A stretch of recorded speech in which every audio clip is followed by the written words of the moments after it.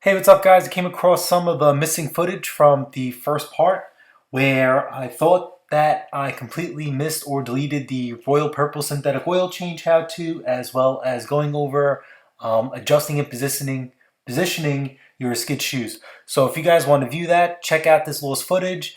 If not, then I will put in the description the timestamp of when to skip all this and get to the grand finale. All right, guys, enjoy.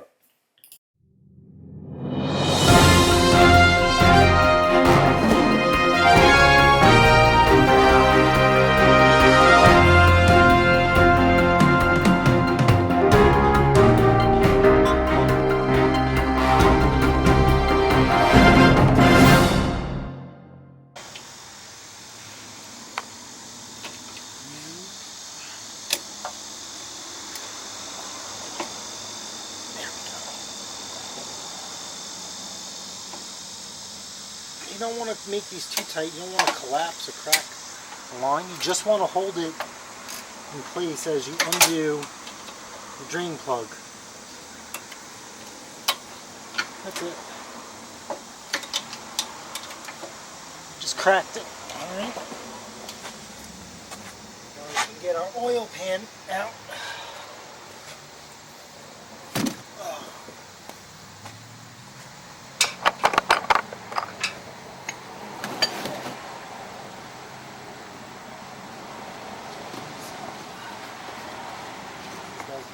This thing's getting full.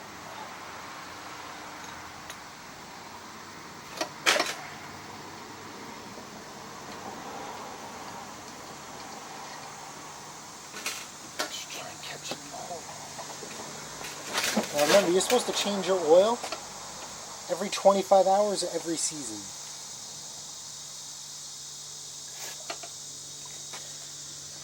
Alright, let's undo dipstick tube, gravity do its thing.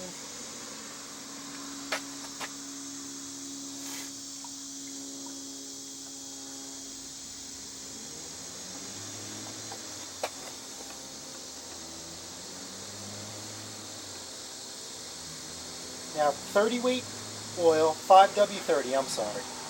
5W30 is your lawnmower oil. Some machines like a Honda call for 10W30.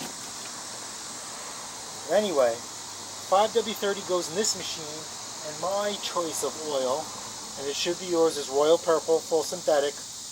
Excellent oil. Tons of videos on why it's superior, tons of videos on why it's good.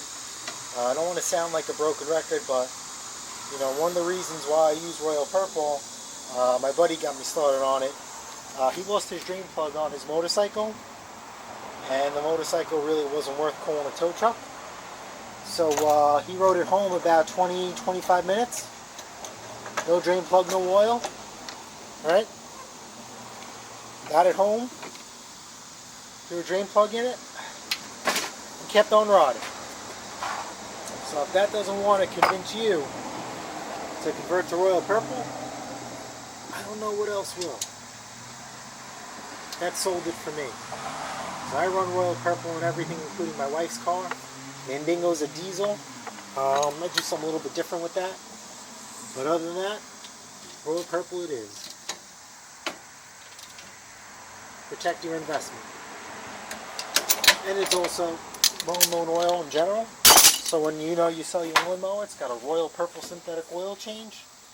You're good to go. Now, I buy Royal Purple in bulk, 5-gallon quantities, so it's actually not so bad. If I remember correctly, it cost me like $5 and change to change the oil on the snowblower. Very, very small price to pay. Very, very small price to pay. And plus, it sounds good, because when you call your lawnmower shop, right? Guys buy us almost $300 to tune up your snowblower. What kind of oil do you think they're putting in that? Not Royal Purple. Alright, so I use a paint can from Home Depot. Measures in ounces. So this machine holds for 16 ounces.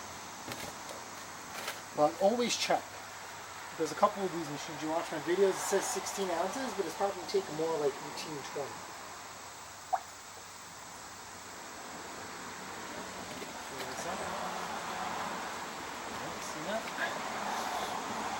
Royal purple, baby. The good stuff.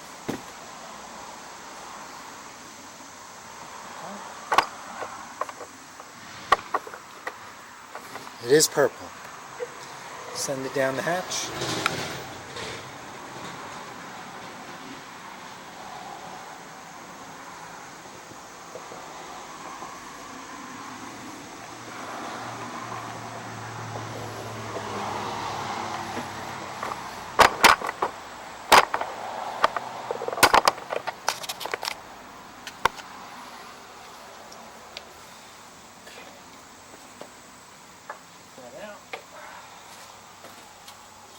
Dipstick back in. Let's see what you got.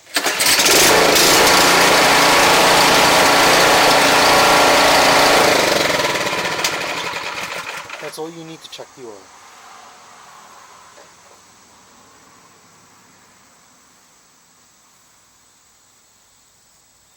Let's see, sometimes it tells you what oil, how much oil to put in.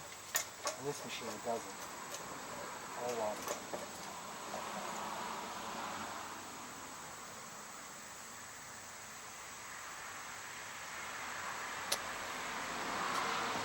So we're good to go. Here's my rail.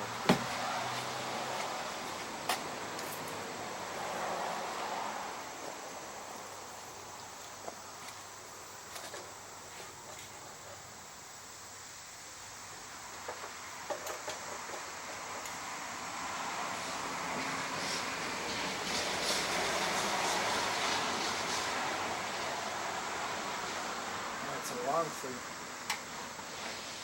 it's not a 3-quart shot.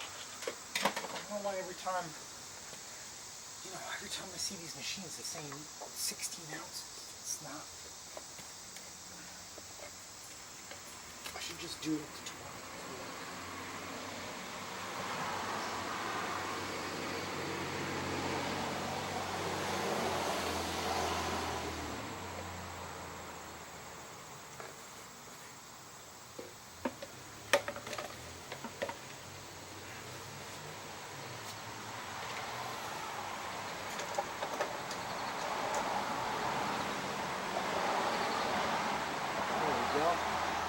This machine actually took 20 ounces of oil. But it's always easier to underfill than it is to overfill. Now if you overfill your snowblower, it's really not the end of the world. I mean, there is some sort of leeway, there is some sort of cushion. And you definitely don't want to overfill it in general, right, because that's bad. But let's get this thing out of here and into the sunlight. Alright, so in the meantime I did some quick paint work on this. It was all rusty and crusty. So that's it, we're done.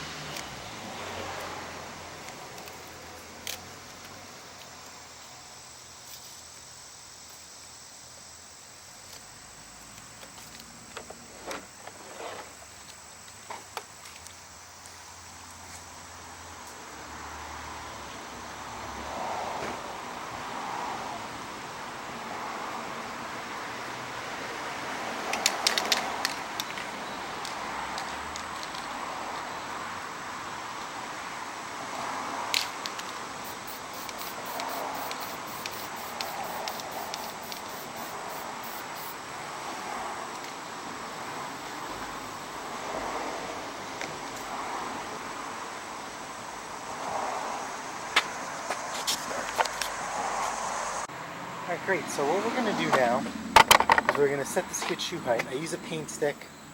See this thickness? This is how much snow is going to be left on the ground technically once you're all done.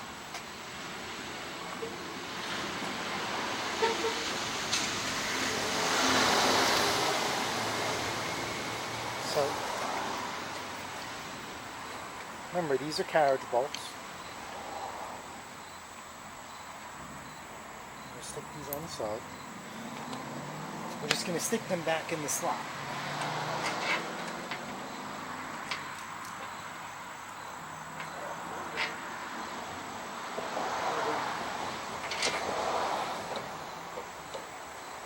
Now you can have these stick out ahead of the machine, which I like, because it'll take an impact instead of the machine. Pushing all the way back. And I'll show you once we put these in.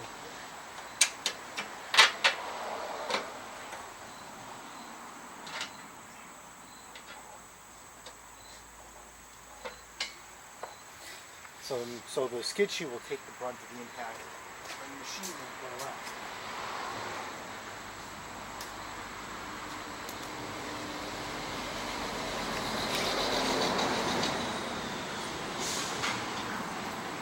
So down on the ground. Remember, we're going to pressure down. It's kind of tricky, and we're going to support it from behind. Pressure down. And that's our skid shoe. Next, we'll set that one down. And the same thing for the legs. It's really that simple.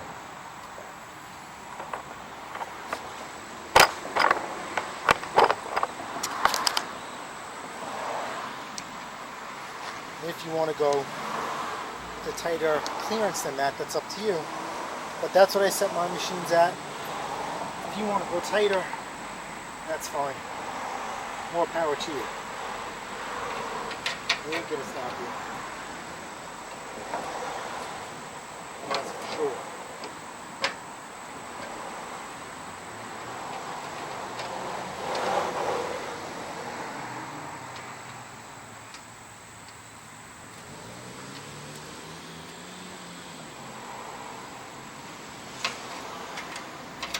Putting on the skid shoes now, you know we're going to have to paint the inside of this machine. When we paint the inside of the machine, everything will get sprayed. Same thing. Make sure you're supported on the inside. Send it home.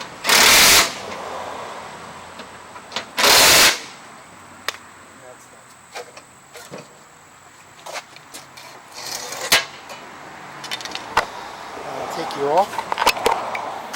You see how I have the skid shoes ahead? When you hit a bumper curb, instead of blowing out the sides of the machine, the skid shoe is going to take it. You see, there's a nice little gap underneath the machine.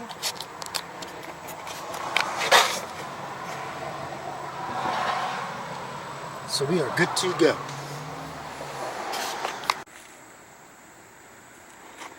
Alright guys, so we're going to wrap this up for now. This is how you tune up your snowblower, per se. Get this thing ready. This is how we serviced it. We're not going to touch the spark plug. It's fine. You can tell this is a low hours machine. It's just been stored in a really crappy situation. So what we do, we cleaned it, verified the electric start works, verified the light works, verified the chute works. We took away the wire,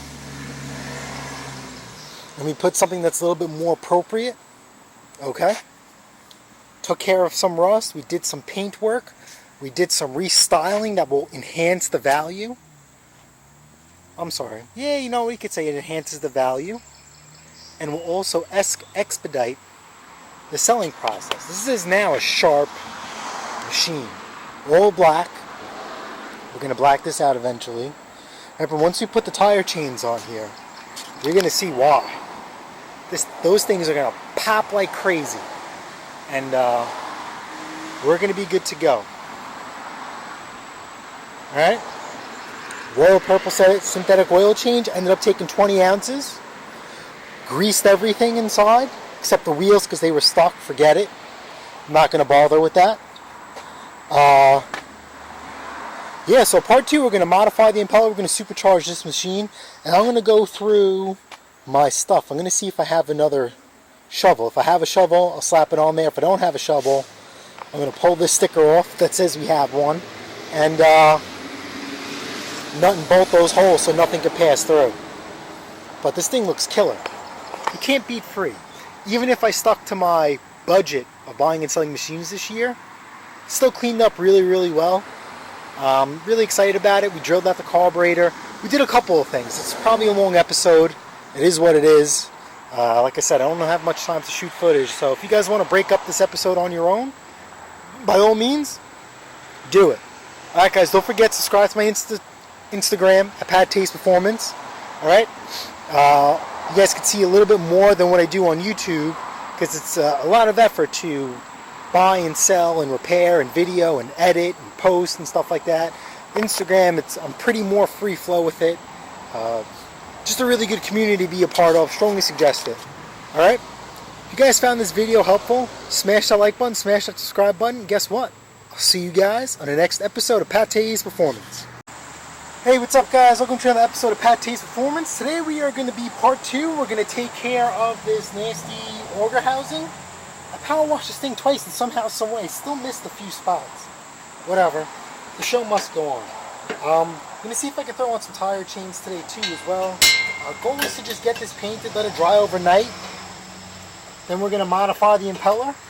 And that's it. Put this thing into storage. Right now, because I need to get into here and all the way in here, it's just easier for me to just take off the shear pins, right? I'm pulling them out. These are cotter pin style. So I can kind of spin the blade around, hopefully, with ease, and get my angle grinder in there with a wire wheel with no problem. So that's what I'm just trying to do here. See, nice and easy. These are my favorite style shear pins compared to, as much as I love Arians. Arians has the ones where they nut and bolt. These, I like these better. And even some of the older Craftsmans have this style here. Is this one bent?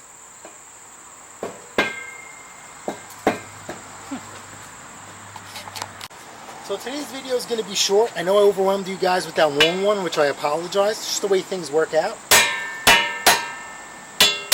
As you guys know, if you guys have been following my Instagram and my channel, I'm rocking and wrenching right now. I got so much SHIT to do. Everybody goes through their lows and highs, and I mean, I'm always on high, but I'm really on high. Also, it also helps, I have work 3 o'clock in the morning tomorrow, as well as Friday, and I'm working Saturday, Sunday too. It doesn't leave much time. I know Thursday, tomorrow and Friday are going to be 20-hour days. I'm sorry, 16-hour days. They told me it could go longer. So, I mean, it is what it is. We kind of have this unwritten rule. We do 4-hour intervals. But since I'm already there 16 hours, I'm more than happy to just leave. You know, it is, I'm in the union as a heavy-duty diesel mechanic by trade, and I call the older guys legends. They really, really are. They know their stuff. These guys have 8 weeks vacation. So when do you think they're all going to take it? So, I mean, it is what it is. Guys like me got to grunt it and take care of it. But nonetheless, yeah, we're just going to take care of this rust. Everything's going to be on, time-lapse. Eyes and ears, as always. I was thinking about modifying the impeller first. But the reason why I opted against that is because if you guys remember, I spray penetrating oil inside here. And it's going to be hard to paint after that. So the goal is to black out everything. Modify the impeller. And that's it, call it a day, because even no matter what I do, when I modify the impeller, it's going to take this out. It's going to run all this out. So, I'm going to call it at that, and that's it. So, don't forget, PPE, eyes and ears, and you see how I moved? See, I could just move this all on my own without trying to force the impeller or the belts. This is one of the reasons why I pulled out the shear pins. Alright, so as always, when you're trying to work with anything with paint removal, definitely want to have eyes and ears, your PPE, personal protection, Have a set of Snap-on safety glasses. They are rebranded, but they also have earplugs built in. You only get one set of eyes, one set of ears. Try and take care of them as much as possible.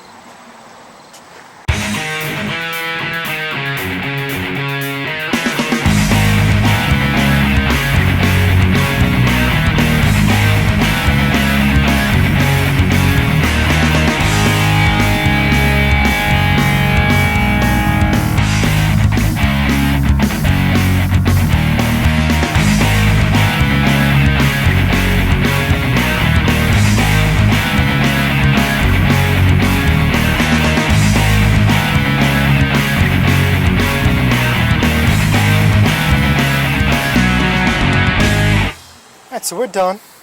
Scraped it out. I used my compressor to blow everything out. But look, see, by moving, look how deep I was able to get in. Compared if I couldn't move. Right?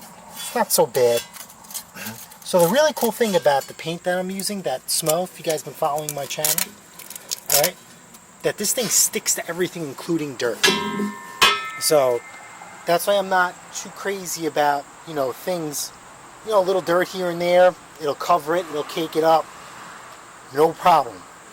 So, let's throw some paint on this thing.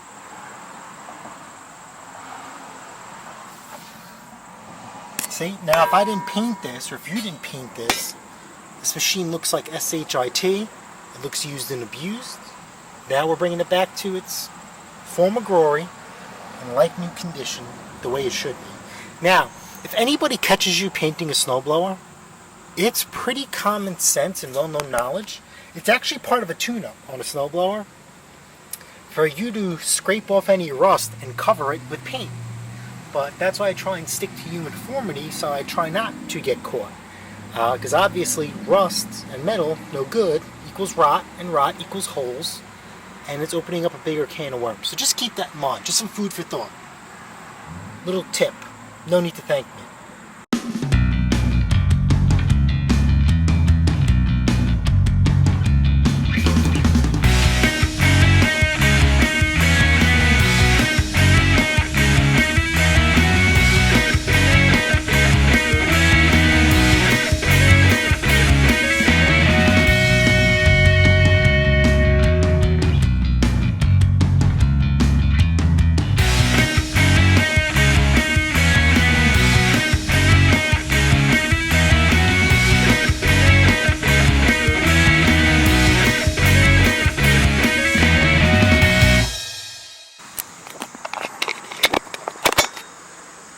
Alright, so first coat done. Gonna let that dry for a couple of minutes. And remember, I try and coat every 5 to 10 minutes. And then I just let my final coat, sit overnight. Auger housing's coming great. So while the first coat dries, I usually don't do this step till the very end, but look what came in. Tire chains. So we're gonna see how this really pops. Watch. Alright, so I do tire chains different. There's a couple ways to do tire chains at my job. When we strap them on trucks, we actually let the trucks run over the chains and we go from there. But me, because obviously it's a smaller wheel we're dealing with, I just jack up the truck. Jack up the truck. Man. I just put the truck up. Wow. Jesus Christ. Let's try this. I literally put the snowblower on jack stand. Or I put it in the service position. And then I go from there. But since we're letting paint dry, we're not going to do that. So, it's always good to have zip ties. I don't use tensioners at all. You could buy them. I'm not trying to say they're a gimmick. I just don't feel that they're necessary. So the trick is, when you guys do chain tensioners, you want to try and get it in between the treads. Okay? If you don't, and it happens, you're going to be in for a real bumpy ride.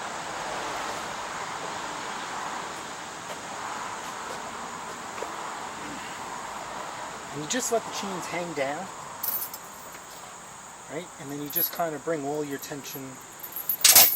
And then you just take care of any, you know, kinks and, I guess you could see the word imperfection, you know, in the chain. And that's really it.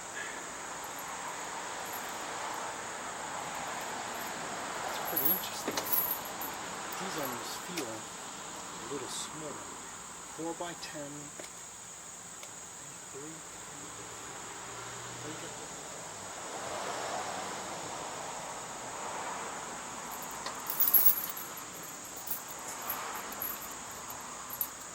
Let's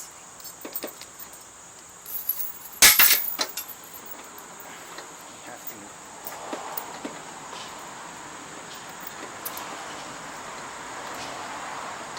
have to stretch these.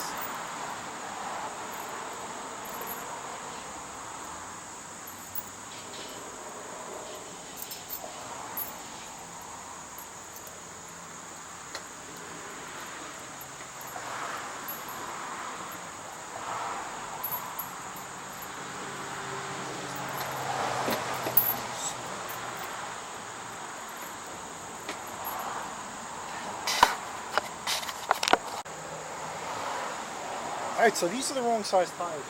Not by much, but we're going to make them work because I just reached out to the seller. They said to keep these and they're going to send me the correct one. So, freeze for me, we're going to send it, and that's it. So, see this here? You're supposed to pull this back and go towards here, but since these are the wrong size, we're going to keep that right here and right there. And usually, I crimp this down. So there's no chance of the chain going anywhere. So you need both hands for this.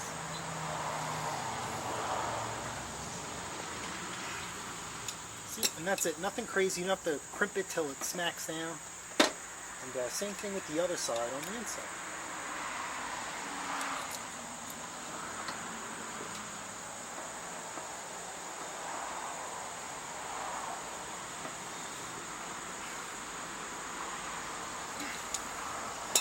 What I also like to do is, you see this chain here? I like to zip tie that nice and clean, out of the way. Alright guys, check it out. See? Visual enhancement. That's why I black out the wheels. One color. It's the first thing your eyes catch. Traction package, aka tire changes. Now I already got 2 coats on auger. Auger is freaking coming out great. Look at this.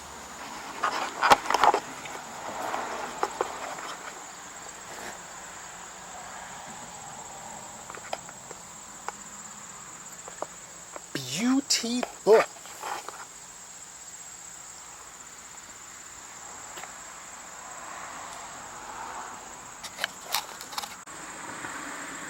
Alright guys, check this out. Housing is done.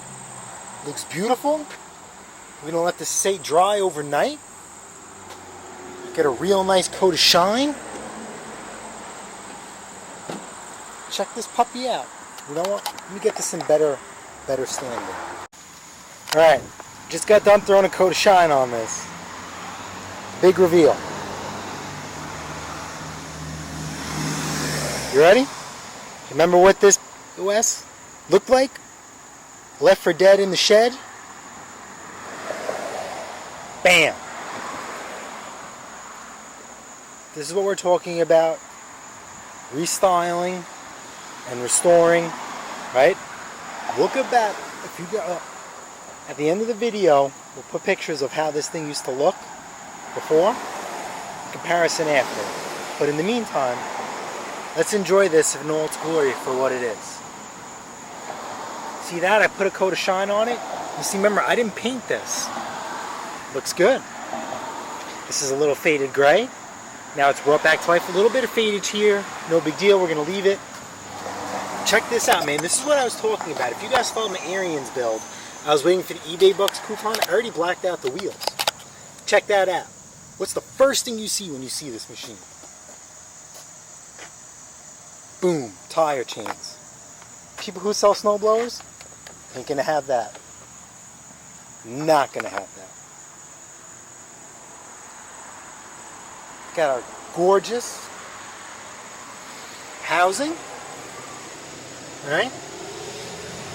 Glossy, baby. Glossy.